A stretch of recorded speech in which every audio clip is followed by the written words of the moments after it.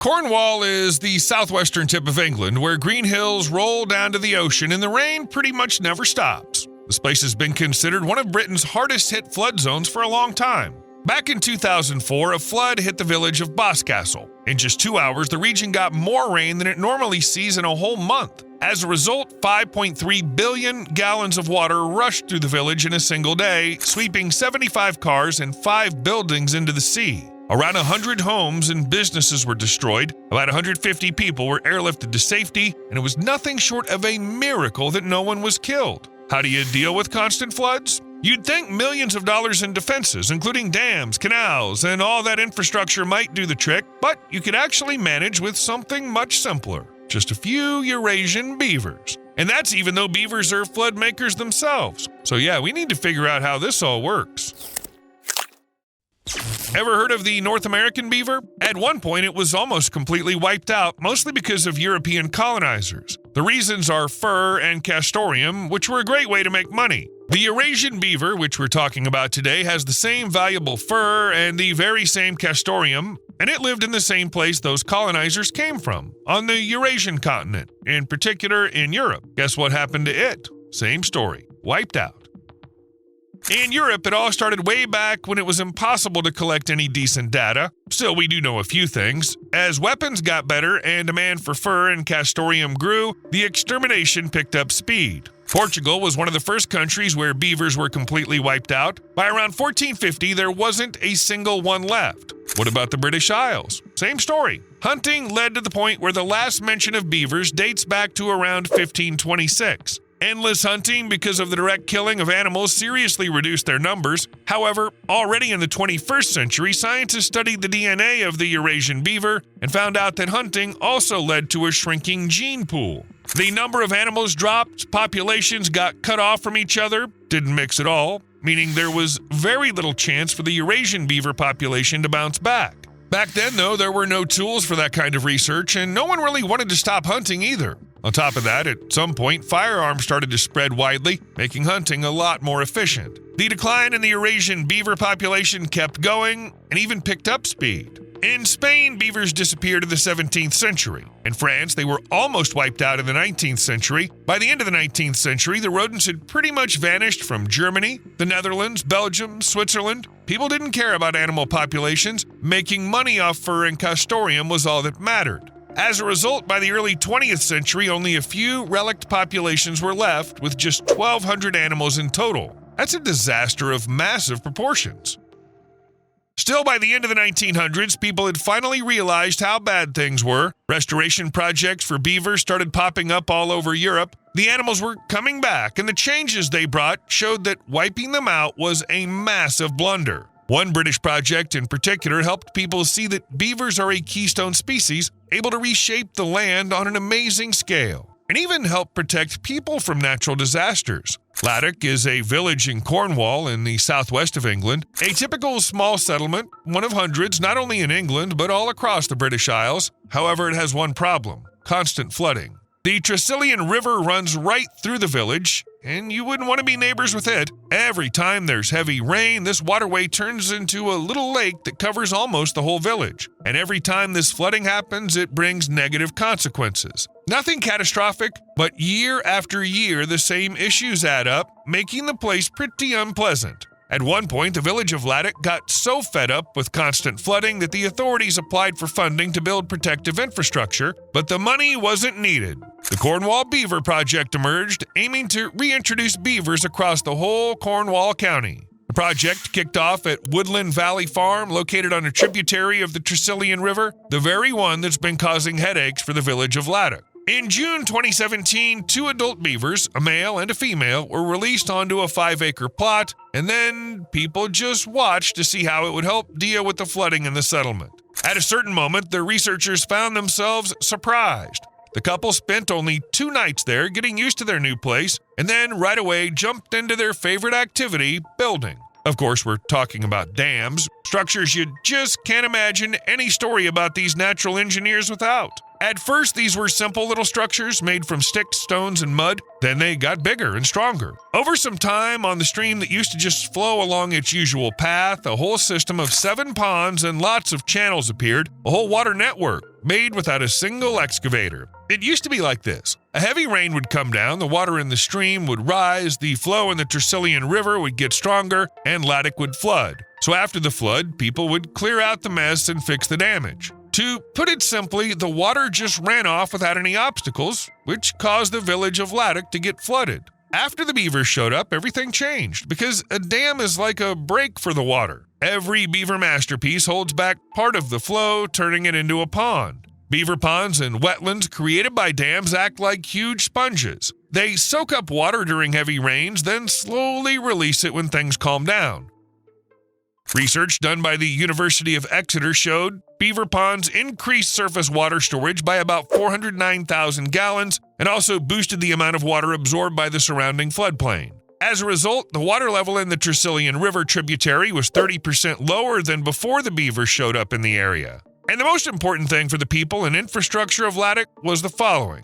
Before the beaver dams and ponds appeared, the excess water after rainfall would reach the village in just 15 minutes. That means the flow was hugely powerful and carried a huge volume of water. After the beavers finished their work, a rushing stream was out of the question. The water took an hour to reach the flood-hit village. That means Laddock started getting water in a steady flow without any destructive rush. Yes, this isn't full-on flood protection, just a way to reduce the damage. But how much money would it take to build infrastructure that protects Laddock from floods? Hundreds of thousands of dollars? Millions? Instead, a couple of beavers worth $5,000 handled it all pretty smoothly. Plus, flood protection was just the beginning. The changes that came after are priceless. In 2022, 5 years after the experiment began, the researchers found that the creek and the surrounding area had changed beyond recognition. When the beavers started building their dams, the local waterway stopped being what it once was. The water, as if trapped, began spilling into nearby lowlands, soaking the soil with moisture.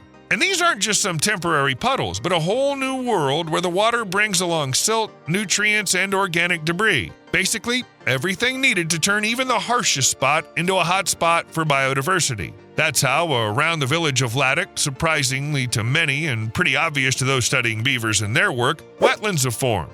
A habitat you can confidently call a biodiversity hotspot. Right away, pioneers burst into these fresh, damp, nutrient-packed spots, reeds, willows, and other plants you usually find in wetlands. Their roots turn into stabilizers for this boggy patch, keeping the soil steady and making a strong base for the next stage of colonization. As time goes by, these plants form tiny environments that plenty of species can't wait to settle into.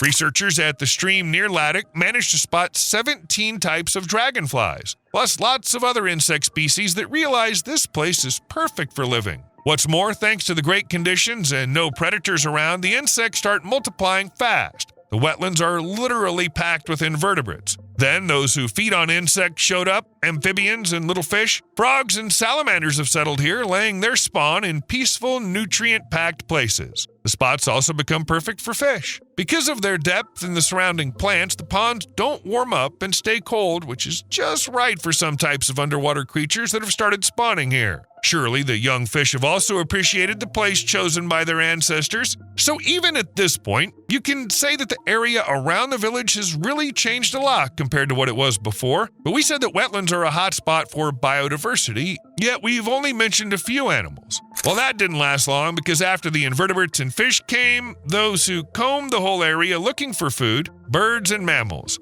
Among the birds came waterfowl species such as ducks, geese, and waders. For them, the nearby wetlands weren't just a place to find food, but also a safe spot away from predators. The dense plants do a great job of hiding them from anyone looking to catch these birds. On top of that, the vegetation offers a safe place to nest. That's why the wetlands near Laddock became more than a passing place. They turned into a home for these birds.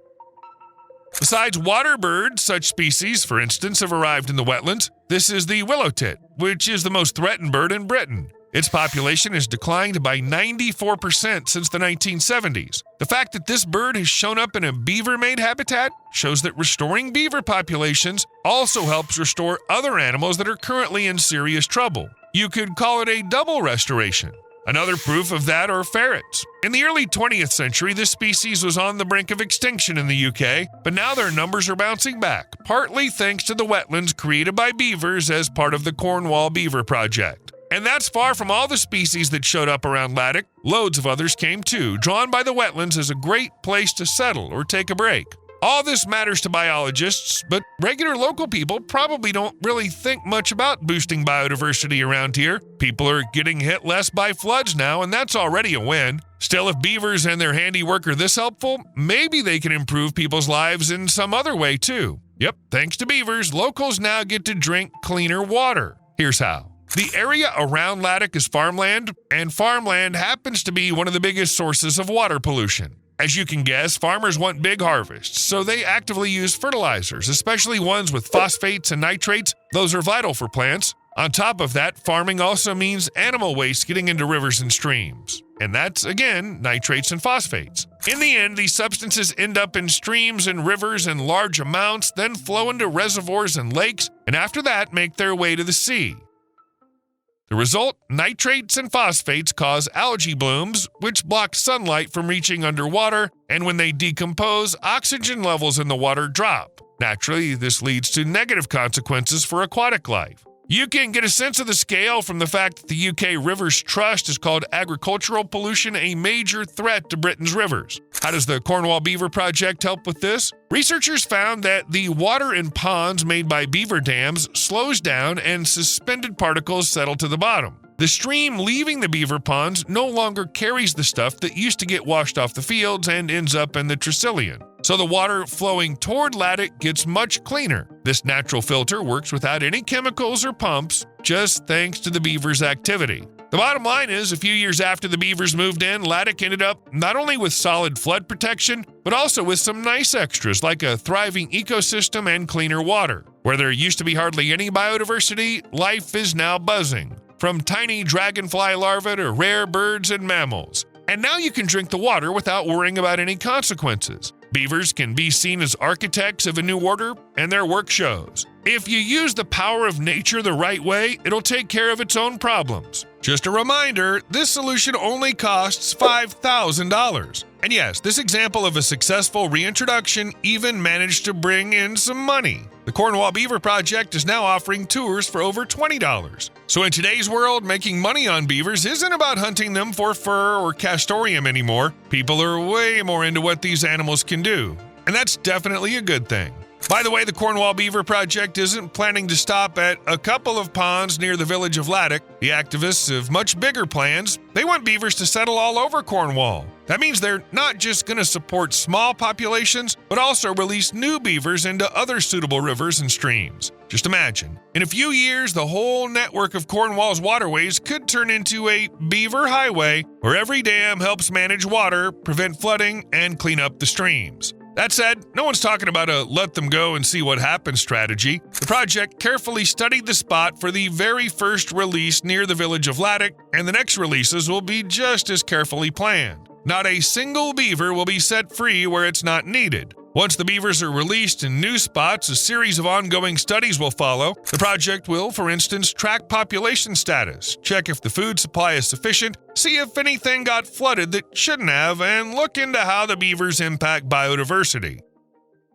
And most importantly, Cornwall Beaver works closely with farmers and locals. They hold meetings, explain how beavers help nature, and why having them around is a good thing. Without people's trust, no ecosystem can survive. As a result, beavers won't just be guests of Cornwall, but full-fledged residents. Every one of their ponds will be part of a living, sustainable ecosystem that benefits both people and nature. Now imagine this. A few decades ago, beavers in the UK were hardly ever spotted. In the wild, it was tough to find even one rodent, though some were kept in special enclosures. Now in the 2020s, the situation with Eurasian beavers has completely changed thanks to projects like Cornwall Beaver. For example, in Scotland in 2022, the number of beavers went over 1,500. At the same time, according to reports from the experts, the population is growing really fast. So much so that by 2030, the country expects to have around 10,000 beavers. In England, the birthplace of the Cornwall Beaver Project, they're also actively reintroducing beavers, which is why some data say that by 2024, the population reached 400 individuals.